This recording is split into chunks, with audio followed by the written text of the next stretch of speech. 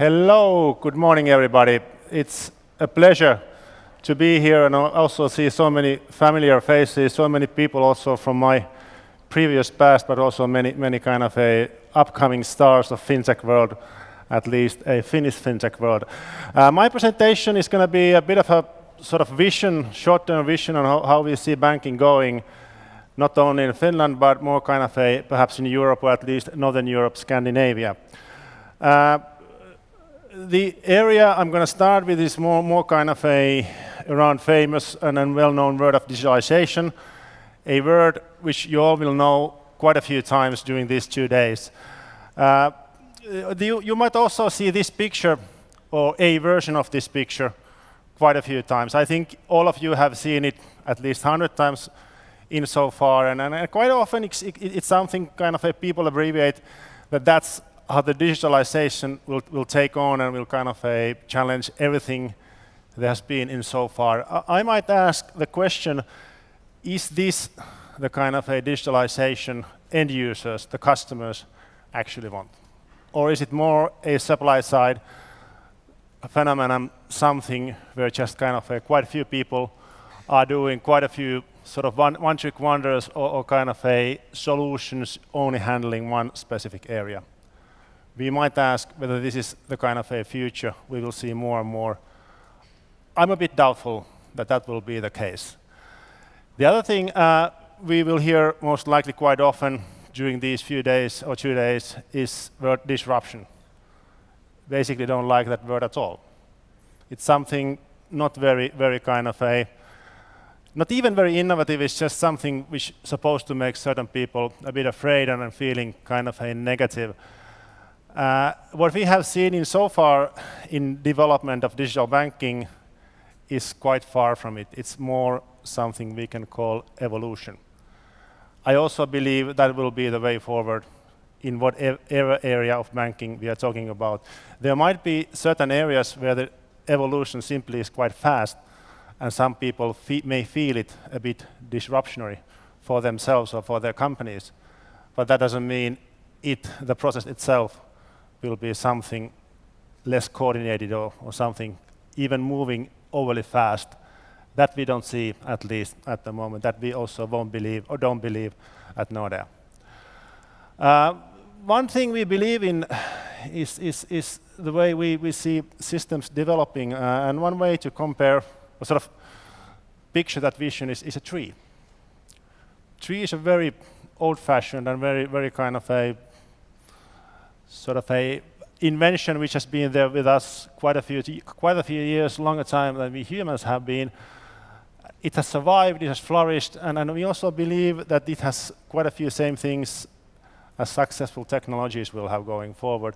First of all, they most likely will have quite a few sort of different shapes in their rootings, depending on what kind of places they are rooted in. Then there might be, most likely will be some kind of integration layer or some kind of integration part, like there is in a tree.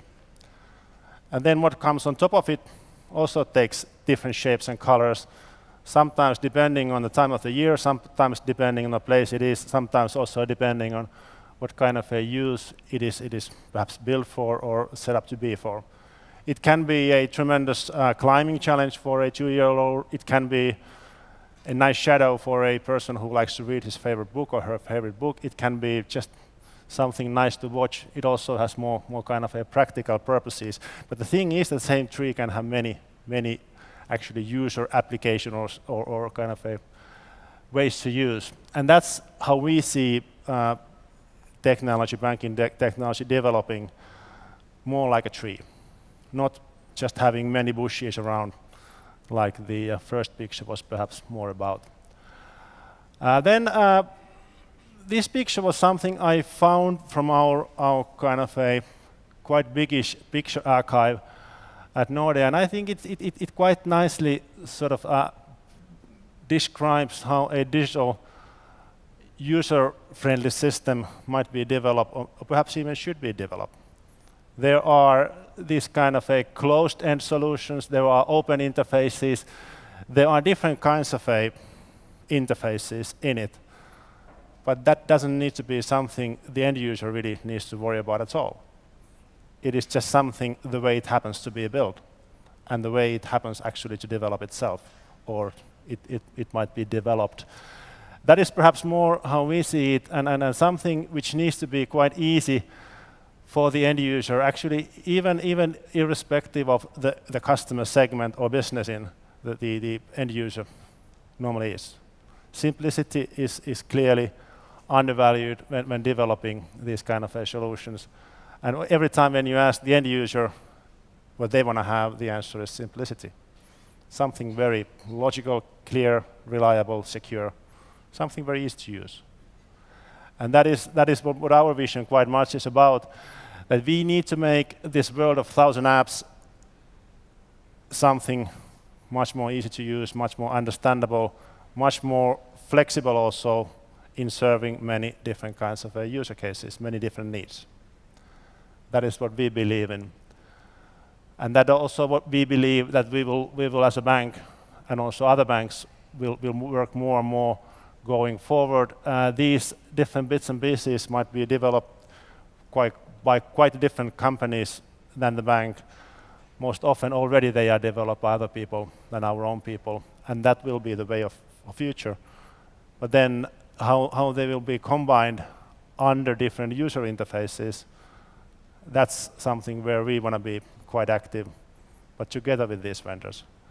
And that is our vision of how the development of banking services will more and more look like going forward. And actually it is already like that as we speak. Then what is needed for this kind of a development, not perhaps a mountain like this, which is very hard to climb and which everybody needs to do by themselves, but something which I think is absolutely crucial. It is standards. Without standards, we're just going to have 1 million apps, different kinds of apps which may not talk to each other, which may not even kind of function perfectly with the surface under with the existing transportation technologies in money logistics. We need standards. I think SEPA standard, for example, is a very good example of how it could be and how it should be. But there are many others. Card payment standard is one most commonly used perhaps in world of payments. Without these things, this digital economy simply won't run. And the services to support each other is very hard to see them really developing the way we see it. The other thing we need, and we need to be also courageous enough to open, is open interfaces.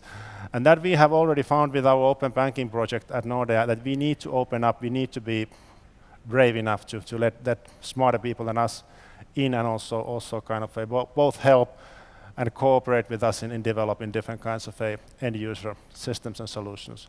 That is absolutely crucial. World needs to be open, but the openness also has one specific drawback, and then the drawback, I think we have gotten quite a sort of serious warning during the past few days. It's security. And kind of a combination of all these three is something I believe is strongly needed for this thing to work. And they are not always, and not actually at all, sort of contradictory versus each other. It's more they are actually supporting each other. And especially on the security area, I believe there will be quite a few interesting developments happening in there, and I hope it, and I believe also it won't mean that we're going to go closed again. Rather, the trend of openness will continue despite the challenges in security. But you need to fix all these three. Otherwise, you're going to be having problems. One example, one very local example of kind of getting it done by different vendors together, different banks, and also service providers for us banks together, was this Siirto application. I intentionally did not use our own color in here. I rather used the official color of the service and actually the Siirto scheme. This is something which actually is based on the ATM technology owned by Finnish banks together. It's basically an instant vehicle for money transportation between different accounts in different banks. So it's quite natural for this kind of a technology to also to be used in payments. The first applications we have at the moment, or applications by different banks, is basically kind of a person-to-person instant account payments. Free of charge for the end user, very simple to use, very fast, very efficient. Nice thing to have, and also the way we see the downloads sort of progressing in all sort of bigger three banks which are there now, clearly tells that the customers have taken this as theirs, and it will be the standard in Finland, like Swish is in Sweden. Same thing we believe will happen and will follow. One reason why we believe that will be the case is the fact that the e-commerce solutions are already almost ready to be launched. So we're going to see them later on this year. Q3 will sort of witness the first applications of Siirto e-commerce ecosystem, and then in-store will follow after that. And then as long as sort of everybody of us who is even a bit familiar on payment systems and so forth, they can quite easily guess that e-payments, e-invoicing, all these kind of a widely used technologies are very easy to implement into this ecosystem. So what we can make out of it by different banks together is something where we can really show how quick the development actually can be once the standards are set, once it's open enough, and once also the security has been handled. It's a very good example how a technology evolution can really gather pace once you have right pieces and bits in place, but also once the right people, big enough vendors also have chosen that to be the standard. That is just an example I'm very proud of, and also something we're going to see quite a bit more during the coming year or so. The other area is finance, where we're going to see, and also are seeing already, quite a big development and quite a big change actually. When I was a young guy, somewhere late 80s perhaps, it was pretty much like this. Banks, they looked like this. This happens to be our office, so I can proudly say that it is perhaps the way we still look. But anyway, the banks were kind of in old buildings, and then they were financing these kind of a bigger conglomerates by agreeing how things will be done, and mainly it was very much kind of a one-on-one relation, and the production ecosystem was more around their subs. There might have been certain subcontractors, but still it was very much kind of driven by big conglomerates, having their own doctors, having their own schools, having basically their own everything. It was quite simple. The competition was perhaps not there all the time, and the evolution was not perhaps there that much those days. It was more kind of a peaceful, balanced world, regulated world, and quite a few people were happy, but it didn't really produce any sort of major innovations and development in IT side. Where we are now is perhaps more something like this, where the bigger company is still the one with a big logo and the one who actually sells the end product to somebody. But the production ecosystem is just kind of a much more scattered, much more something where different vendors have become crucial to each other. We heard last week when the Meyer shipyard got quite a few big orders, them to urge their subcontractors to invest big time because they know what is coming even after these successful new orders. So the thing is that not only is this production ecosystem becoming more and more interdependent, and also the interest of the principal is very much for these contractors and sort of our partners to be successful and also do their right things once the time is there. But for us banks, it is becoming, I would say, a bit more challenging, but also a bit more interesting, and a world which actually produces a perfect platform for innovation and growth. The way we need to develop our financing services is not anymore only kind of a between the corporate and the bank or corporates and the bank. It's increasingly also with the owners, the bank, the corporate, and the subcontractors. So this is becoming very much a kind of a multilateral relationship. We had an interesting afternoon yesterday where we had quite a few sort of Finnish large corps there. We had institutional investors, we had private investors, we had venture capitals, and then also startups and growth companies. And it was funny to see how natural the relationship was from the start.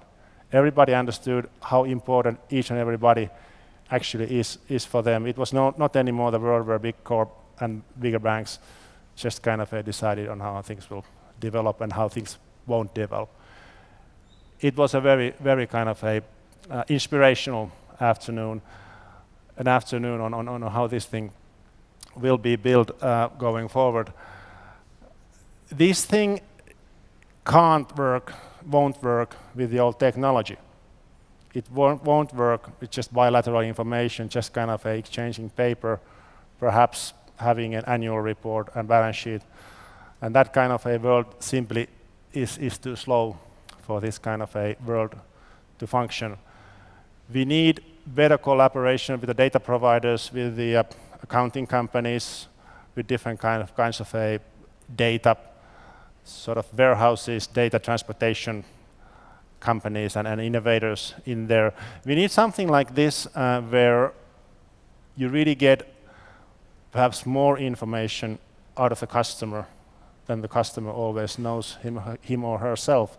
You also get information out of customer's customer, the way we see, or the way they see actually that particular company, sort of appealing to them, how you're going to see that also developing.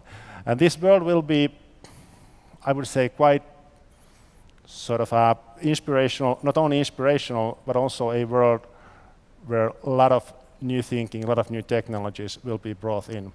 A tremendous environment for startups, fast-growing companies, also the companies we call fintechs. We also call ourselves fintech, by the way, so remember that.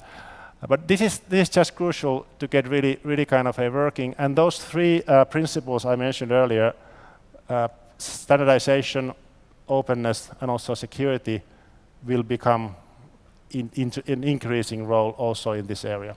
Without all those three, this thing won't work.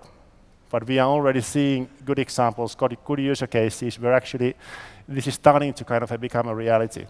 It's not there fully yet, but in many places you see examples, scattered examples, how actually things already start to work like this.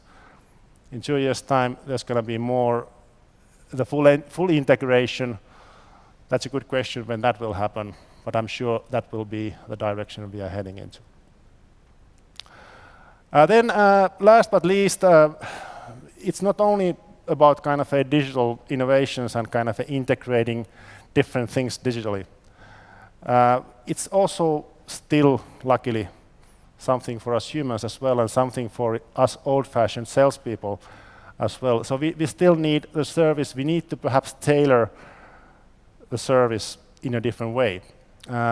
We set up a unit somewhere last autumn. We designed it for 1.5 years, and we designed it actually around the customer.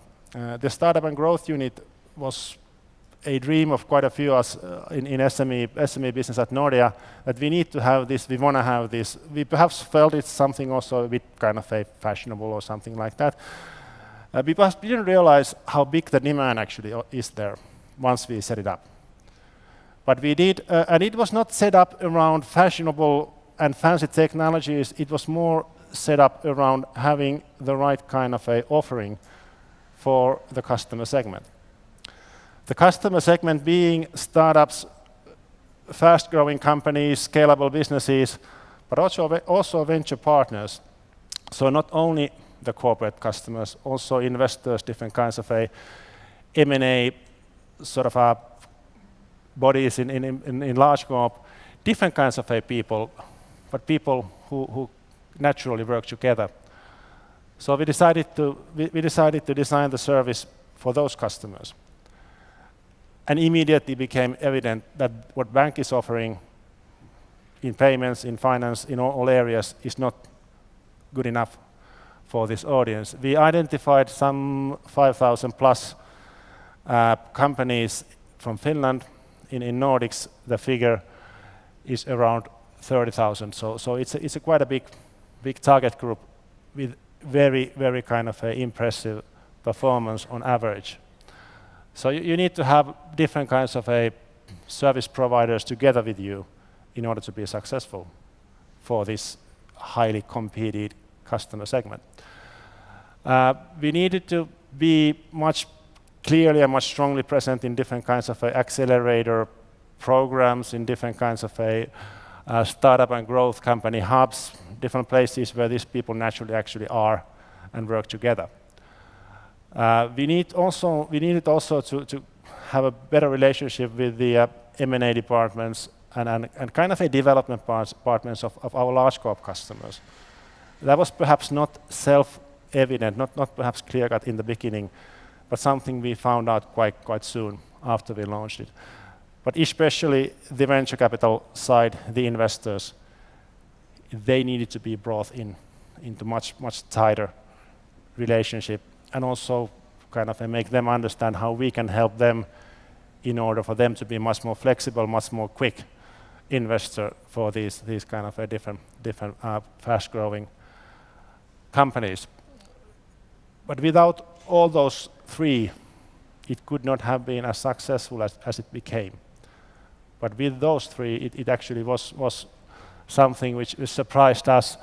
On top of that, we obviously made an open sort of a recruitment process within the bank, and we were happy to see our best performing people, our best people applying. And we also decided we will put the best people in and see how it will gonna fly, and it did fly.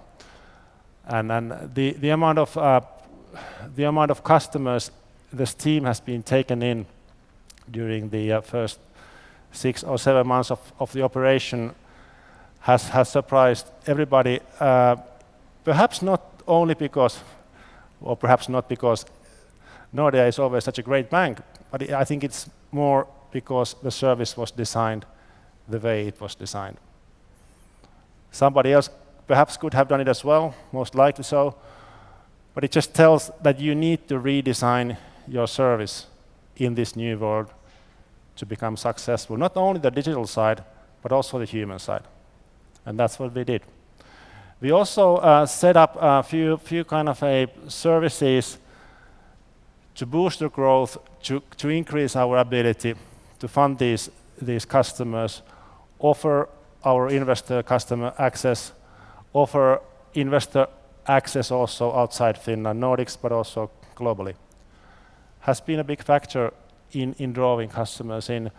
Our crowdfunding platform has not been perhaps the biggest success insofar at Nordea, but also that's what we did, and it also tells that in this journey you also do things you are not successful in.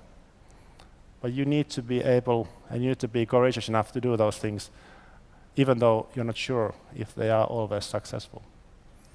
Then you need to do it again, and then you need to do it again. That's how it is. It works. That's how it also works in the customer side.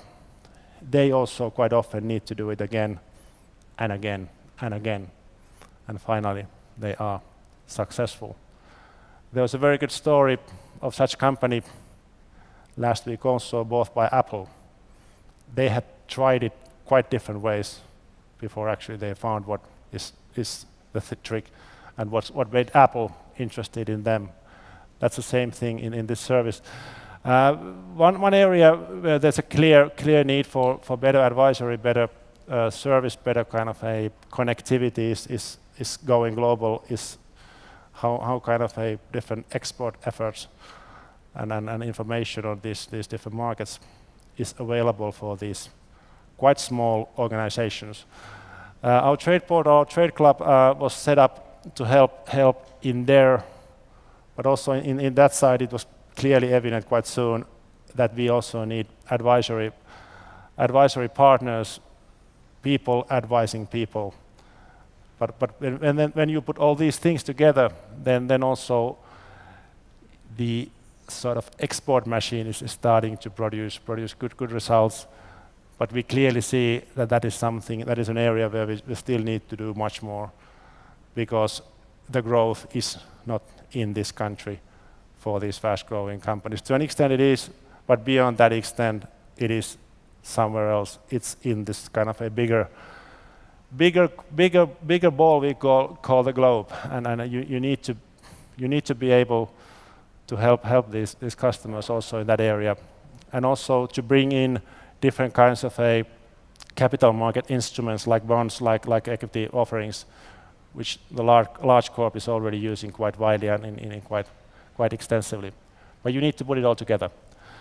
And then finally, you need to get some kind of a publicity also for this, and you need to be actively present in events like Slush, like this place, like Finnish Growth Open, which has become quite big, quite kind of a sort of broad also in terms of geography, gathering quite a few regional growth companies which perhaps wouldn't get the publicity without this accelerating program. But then also you need to be very active yourself. You need to be visible. You need to have some kind of a social media presence. You need to be active.